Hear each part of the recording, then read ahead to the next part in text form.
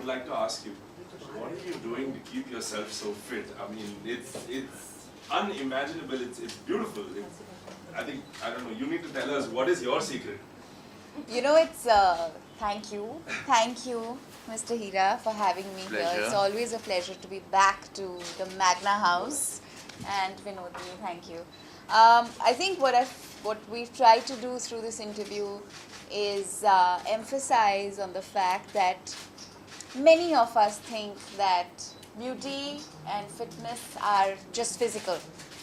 And what we try to illustrate through example also is that it's not just physical. What you think you become, how you feel reflects in your health. Whether it's skin health or it is fitness. Of course, I work out regularly. I follow a nutritious diet. But I think the thing that has really changed my life has been meditation. And just spending half an hour a day in mindfulness makes a big difference. It just makes you deal with life better, and it also fills you with a sense of gratitude, because I think you just come to appreciate how much there is to be grateful for, and an attitude of gratitude makes you happy. Wow. Anyway, so you spoke about how holistically you like to meditate and do all of that. But when we come to the fitness side of it, what do you do? I mean, because you have a busy schedule, you're juggling so many roles, all at once. You just fit it in. I mean, there's absolutely no excuse for not working out. I try my best to work out 6 days a week. It's a bad week if I manage just 4 workouts. So what I do is no matter how tired I am, no matter how long my day at work has been, no matter how far work has been, I make it a point to train. So the good thing is I have a very accommodative trainer who I can call literally 2 hours before and say, "Sir, can we train?" Or, "Sir, I'm running late, can we do it a little later?" And he very sweetly accommodates me. But I think there are enough times when all of us kind of just feel lazy. We don't want to do it and we don't feel like it. And it's about just pushing yourself a little harder on the day and say, "No, I'm going to do it." Endorphins are the most incredible things to happen to any human body. They fill you with so much joy and happiness, because that's another thing, right? When you work out, the kind of high, the kind of energy that you feel, I don't think very few things can give you that. Which is why you enjoy being fit, I think that's the reason. Yeah, I'm an endorphin addict. But, I mean, what is a typical Diya Mirza day look like? I mean, because it's, very busy with a lot of stuff. That's why I want to know from you, how do you juggle so many roles? Well, it starts early because as a woman, there are certain domestic responsibilities one cannot evade. I'm very blessed to have great help, but there are some things that I just like to do. I'm house proud. I really love to maintain a certain discipline in the home environment. So it starts with, of course, breakfast, most important meal of the day, supervising what's going to be cooked. I'm sure most women in the room will relate to that. It's a big dilemma, but now I've made that easy. So I do a monthly chart and it's up on the fridge, so the domestic help can look at it and cook what they have to. But of course on a day there'll be special requests, so we need to get those done. Get ready and get to work. And work is sometimes at the Bonfree office relating to production. Some days it's on a film shoot, some days it's on an ad shoot, some days it's at a social cause, Exactly. or an event that I'm driving, or something that I'm trying to get done, or it's meetings with writers, directors. But after doing all of this, and then finding the time to work out, for I think I mean, I would not go to the gym. I would probably just choose to sleep. You know, there's so much. So when you're doing so much mind work through the day, you can actually feel a lot more depleted than when you're doing a physical job, which is like, you know, running around, because the mind does kind of take more away from you physically than. But really, it is mind over matter, and it's really on those days when you have to push yourself a little harder and think about the benefits of just going there and getting it done. So the mantra is get it done. Okay. And how is Just life, do it. life after marriage? I mean, we all want to know. You know, How do I look? extremely. I'm told marriage suits me. I hear that a lot. Marriage suits you. And I'm like, what does that mean? Does that mean that my partner makes me look more beautiful? Or does that mean that I found a balance? I think it would mean that I found a balance. I really enjoy my relationship. It's one that has centered me, that has empowered me. I have a great partner in Sahil. We work together. Thank God we haven't killed each other yet. But yeah, there's a balance there, which I deeply, deeply appreciate. But how strict are you with him in the house?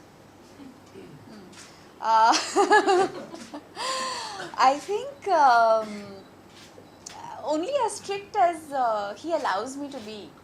So there are days when I can get away with like acute firmness, and there are days when no amount of strictness works. So So you're a very smart operator in the yeah, house. you have to be.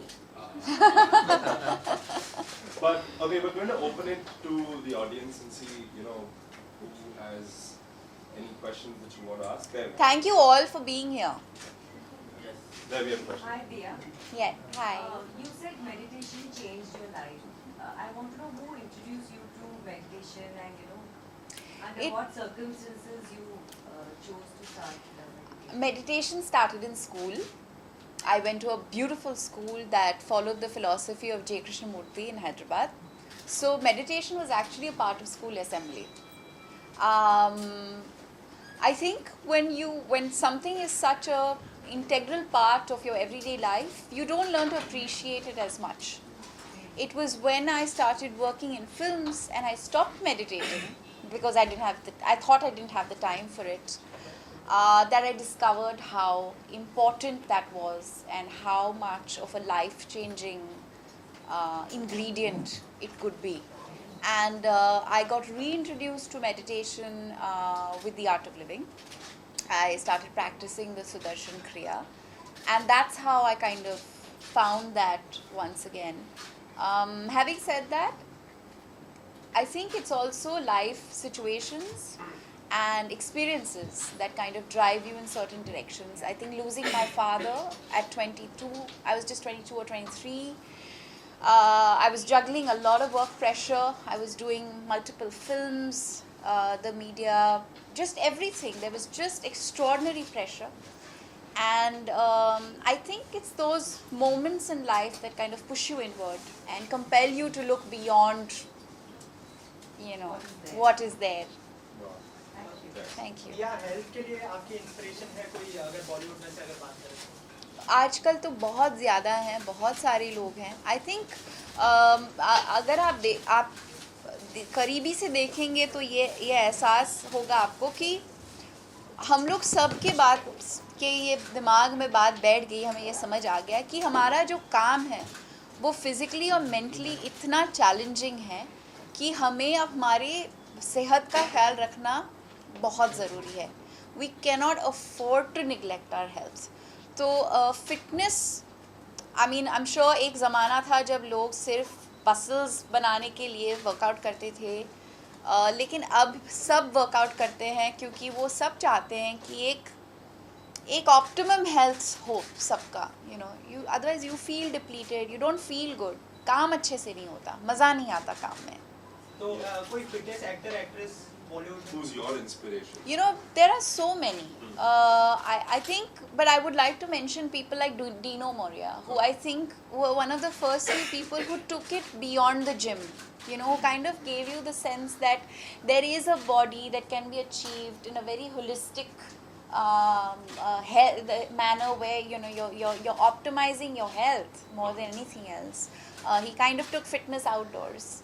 And I love what he is doing with his open gym concept, जहाँ पे उन्होंने gyms हर जगह लगवाए हैं और लोगों को ये जो process है इसमें participate करने की कोशिश करवा रहे हैं, क्योंकि urban life में हम जो रोज़ाना ज़िंदगी में जो शहरों में लोग रहते हैं स्पेशली जो फिज़िकल काम नहीं करते, जो डेस्क पे काम करते हैं या कोई ऐसे काम करते हैं जो अंदर आपको रखता है बहुत ज़्यादा. It's so important to go out and play. You know, workout should be play. Whether you play a sport or whether you hit the gym, the idea is to give your body that.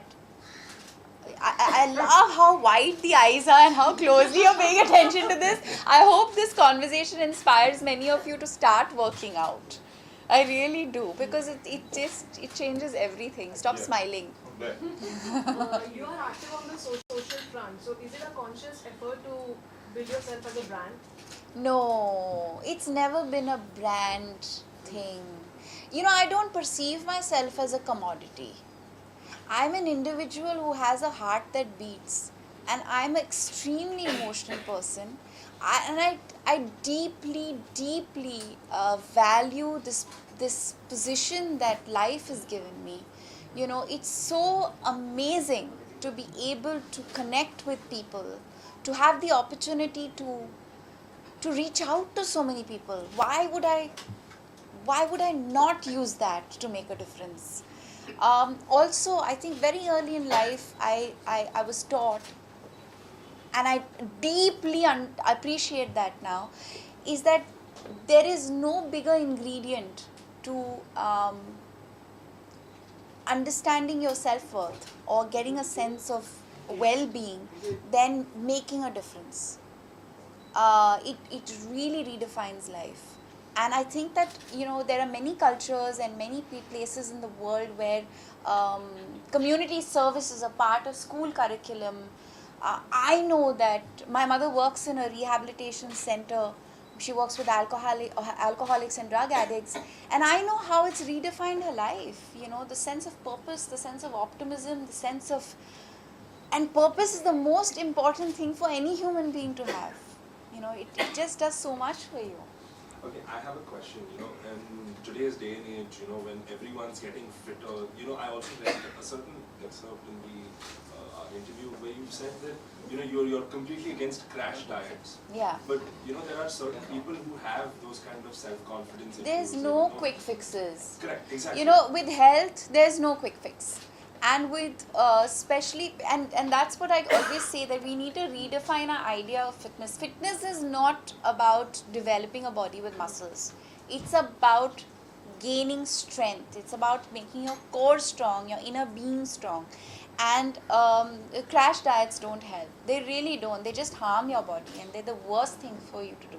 So, I mean, if you had to say something to those people out there who have these self-confidence issues, you know, stuff like, you know, when they look in the mirror and they're not happy, however thin or however this thing they are, you know, it's just... Which is why I say adopt an attitude of gratitude.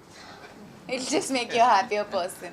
You know, it's I know it's an adage that has been overused, but it's so true. It is so true. I know that so many people are unhappy about little things in their life because they just are so removed from the extraordinary challenges that most others have. And working with people does that for you. It just kind of puts everything into perspective. You start feeling less sorry for yourself. You start becoming less indulgent. And I think you just start respecting your body and your mind and your space a little more. But Diya, what do you think about the recent behavior of the censor board, and as a producer, how do you plan to tackle this behavior? Well, we've all taken it up very effectively. I think it's a very important narrative in the course of Indian cinema.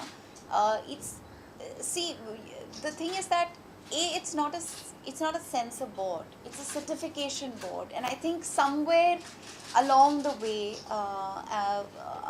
most governments have had their directives and they've had their specific individuals that have kind of held that post, and in the middle of all of that this narrative had gotten lost, and I'm very glad that this debate has resurfaced, because I hope that this debate will lead to institutional changes which are required. And the good thing is that I think more people now know that it's not a censor board but a certification board. दिया इसके अलावा piracy को लेकर भी काफी बड़ा issue चल रहा है, तो एज अ प्रोड्यूसर आप क्या सोचती हैं? हमको चोरी करना बंद करना पड़ेगा बॉस, बंद करना पड़ेगा। ये जो लोग अब चोरी करके अपने मोबाइल पे फिल्में देखते हैं, घर पे फिल्में देखते हैं, प्लीज़ बंद कर दे, because it's so harmful to the industry. So many people work so hard, and it really, देखो एक तो the fact of the matter is perception में हम बहुत बड़ी industry है, but actually हम बहुत छोटी industry है।